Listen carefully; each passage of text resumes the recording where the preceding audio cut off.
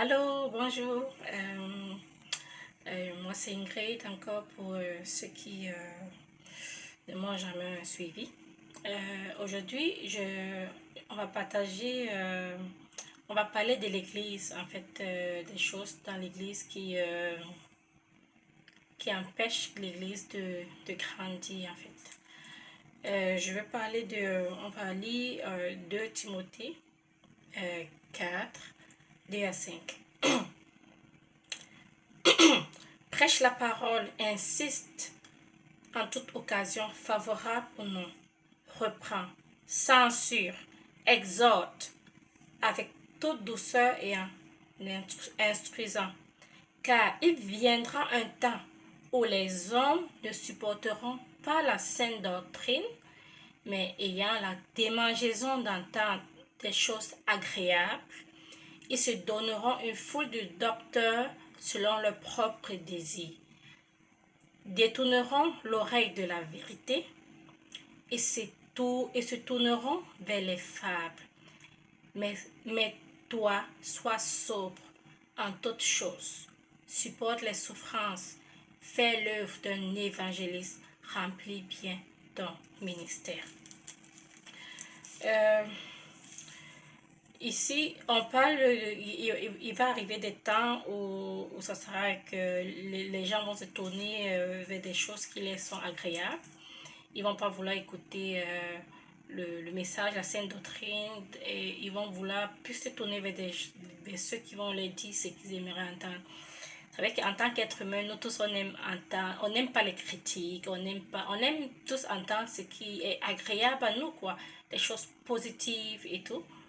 Mais comme je dis, les critiques font partie de la vie, donc on a besoin aussi des critiques pour pouvoir s'améliorer et pour avancer.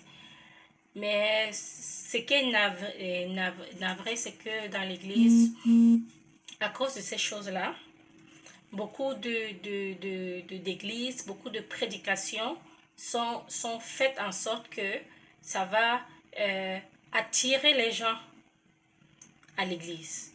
On se soucie plus de remplir nos églises par rapport à la qualité du message qu'on véhicule.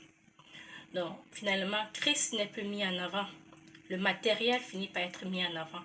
Parce que ces choses commencent toujours très petit, mais après, avec le temps, ça devient autre chose en fait. Au fur et à mesure, on s'éloigne de l'objectif de l'Église, qui est de parler de Christ.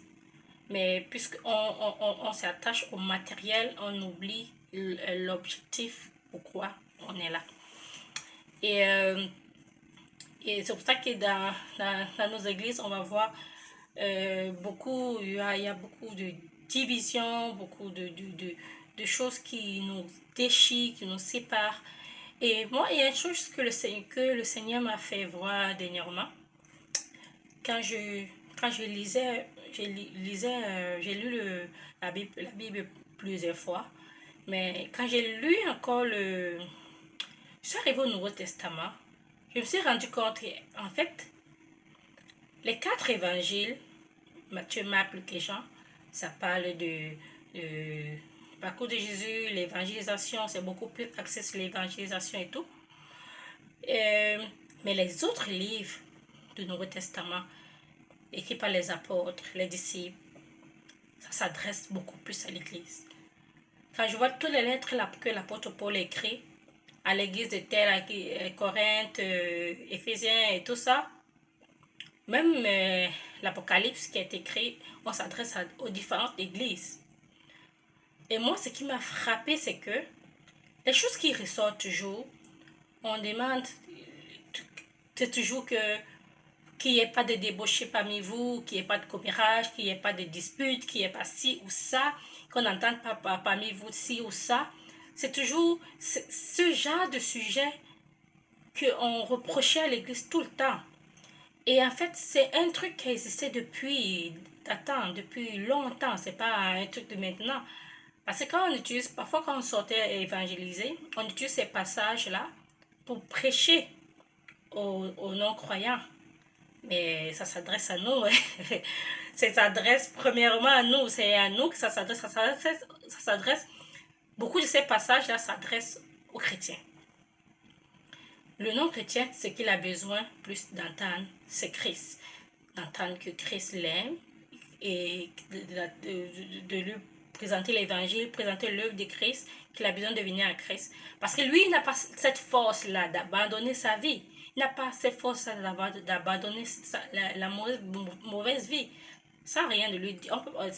Tu ne vas pas lui dire laisse la débauche, laisse ci ou ça. Il n'a pas la force. C'est quand tu deviens enfant de Dieu que le Saint-Esprit, à travers le Saint-Esprit, il te donne la capacité d'être dégoûté par le péché et d'abandonner ces choses-là. Mais là, tu te rends compte que dans le Nouveau Testament, la plupart de ces, à part les cas des évangiles, là, et je vais aussi mettre un peu l'acte des apôtres de côté parce que ça fait un peu un résumé, ça parle de la conversion de l'apôtre Paul et tout. On s'adresse à l'Église. Donc, ça nous montre à quel point il y a vraiment un travail de fond à faire. On se laisse diriger par la chair, mais Christ n'est pas mis en avant. Et on va lire 1 Corinthiens 1, 10 à 13, qui dit, 1 Corinthiens 10 à 13, oui. Je vous exhorte, frères, par le nom de notre Seigneur Jésus-Christ, à tenir tous un même langage et à ne point avoir de division parmi vous, mais à être parfaitement unis dans un même esprit et dans le même sentiment. Car, mes frères, j'ai appris à votre sujet par les gens de Chloé qu'il y a des rivalités au milieu de vous. Je veux dire que chacun de vous parle ainsi. Moi, je suis de Paul, et moi d'Apollos, et moi de Céphas, et moi de Christ. Christ est-il divisé? Paul a-t-il été crucifié pour vous? Ou est-ce au nom de Paul que vous avez été baptisés? Et aussi, on va lire 1 Corinthiens 3 à 8. Il dit, en effet, puisqu'il y a parmi vous de la jalousie et des disputes, n'êtes-vous pas charnels et ne marchez-vous pas selon l'homme? Quand l'un dit, moi je suis de Paul et un autre, moi d'Apollos, n'êtes-vous pas des hommes? Qu'est-ce donc qu'Apollos? Et qu'est-ce que Paul? Des serviteurs, par le moyen desquels vous avez cru, selon que le Seigneur l'a donné à chacun. J'ai planté, Apollos a arrosé, mais Dieu a fait croître. En sorte que ce n'est pas celui qui plante qui est quelque chose, ni celui qui arrose, mais Dieu qui fait croître. Celui qui plante et celui qui arrose sont égaux, et chacun recevra sa propre récompense selon son propre travail. Comme je disais, on voit dans l'église d'avant, il y avait toujours cette division, j'appartiens à ci, j'appartiens à ça, ou j'ai fait ci, j'ai fait ça, ou c'est moi qui suis le chant, c'est moi qui suis devant, c'est moi qui suis l'apôtre, c'est moi qui suis le prophète, c'est moi qui suis le ci. Il y a même certains pasteur, si tu dis pasteur, il va dire non, appelez-moi pasteur, révérend, docteur et tout. Mais c'est quoi? C'est quoi le... C'est quoi qu'on cherche en fait? Est-ce que c'est Christ qu'on cherche à mettre en avant ou c'est nous qu'on cherche à mettre en avant? L'église, c'est un milieu où les personnes se retrouvent parce que ils veulent partager cet amour de Christ, ils veulent mettre Christ en avant, ils veulent grandir. Mais ce n'est pas un endroit de rivalité, ce n'est pas un endroit où on est là pour montrer qu'on est meilleur que l'autre, non. On vient pour grandir, pour croître, pardon. Donc, et ce qui est navré, c'est que ceux-là qui sont dans ces milieux et qu'ils veulent grandir, ils finissent par être étouffés, soit ils vont abandonner la foi, soit ils vont faire comme les autres. Parce qu'en fait, l'Église a l'image de son leader, c'est sûr. Donc, moi, je voulais vraiment attirer notre attention par cela, Parce que le Seigneur nous connaît, il sait qu'on n'est pas capable d'abandonner notre vieille nature de nous-mêmes. Quand nous devenons enfants de Dieu, on vivait des vies qui n'étaient pas toujours agréables à Dieu. Quand on devient enfant de Dieu, c'est le Saint-Esprit qui nous donne la force, la capacité d'abandonner cette ancienne vie. Donc quand on vient à Christ, il faut pas il faut aussi qu'on donne les clés de notre cœur à Dieu, de notre caractère, qu'on le laisse renouveler. Beaucoup viennent à Christ, mais ils gardent encore leur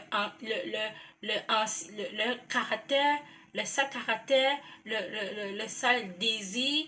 Ils ne veulent pas laisser Christ leur renouveler. Si tu ne veux pas ouvrir la porte complète de ta vie à Christ, il ne peut rien faire. Il ne peut rien faire. C'est quoi ton désir en venant à Christ? C'était quoi? C'était pour obtenir quelque chose? Tu es venu pour avoir un profit personnel? Ou tu es venu à Christ parce que tu voulais vraiment être tout entier à lui? Si c'est vraiment ton désir, il faut laisser tout à Christ. Même ton caractère, même tes choses, toutes ces choses sales, même si que tu n'es pas capable de laisser, tu te demandes, Seigneur, donne-moi la force, la capacité d'abandonner ces choses qui ne te glorifient pas. Laisse-moi te dire, frère et soeur, si tu le veux vraiment le laisser et que tu fais ces prières, le Seigneur va t'aider à abandonner. Moi, avec ma vie chrétienne, à chaque fois que je constate des choses qui ne sont glorifiées par le Seigneur, je dis, Seigneur, je ne suis pas capable, aide-moi. Je vais abandonner telle ou telle chose, donne-moi la force. Je t'en prie, Saint-Esprit, aide-moi. Et je vous assure, le Seigneur œuvre. Parce que le Seigneur, lui, voit notre désir au plus profond de notre cœur. Quel est ton désir de servir? À quel niveau est ton désir vraiment de servir Dieu, de plaire à Dieu? Est-ce que ces choses qui ne le glorifient pas sont au-dessus? C'est que laisse-moi te dire, frère ou soeur, tu n'as pas laissé ton cœur complètement à Dieu. Il y a des choses, c'est pour ça que c'est vraiment navré. L'église est divisée. L'église est un endroit où les gens devaient venir se ressourcer pour grandir. Ça devient un endroit pire que dans le monde. Ça devient pire que dans le monde. Parce que on vit on sait qu'il y aura tout, il y a ces choses, mais tout ce que Christ demande de nous, est-ce qu'on est prêt à vouloir tout abandonner à lui, le laisser nous renouveler? Mais si on ne le laisse pas nous renouveler, comment est-ce qu'on ne peut pas? Finalement, que ce soit les frères ou des sœurs ou les leaders, c'est eux qui ils se mettent en avant. Ça devient comme ils font le travail de Christ. En fait, pour eux, c'est eux qui déterminent si tu es enfant de Dieu ou si tu n'es pas enfant de Dieu ou quoi que ce soit. Laissons Christ faire. Tout ce que nous on a à faire, c'est obéir. Laissez Christ nous renouveler. Le reste, on laisse Christ faire son travail. Frères et sœurs, Dieu sait que nous sommes incapables de nous délaisser de notre ancienne nature. Mais est-ce que nous sommes prêts à dire, comme on dit dans Jean 3, 30, il faut qu'il croisse.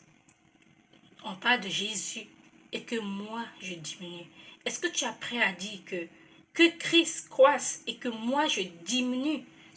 Quand tu seras prêt à dire à Christ, je veux que tu croisses et que moi je diminue, quand tu seras prêt à le faire, laisse-moi te dire, à ce moment-là, tu vas voir, le Saint-Esprit va commencer vraiment à œuvrer en toi. Il va commencer à te dépouiller de certaines envies, de certaines choses qui ne le glorifient pas. Mes frères et sœurs, j'espère que à travers ce message, vous avez été édifiés. C'est le désir, c'est vraiment le désir de mon cœur. Et c'est le message que le Saint-Esprit a mis dans mon cœur pour vous ce dimanche. Et j'aimerais que nous tous, vraiment, que nous puissions être, ne pas avoir honte quand on va se retrouver en face de Christ demain. Merci.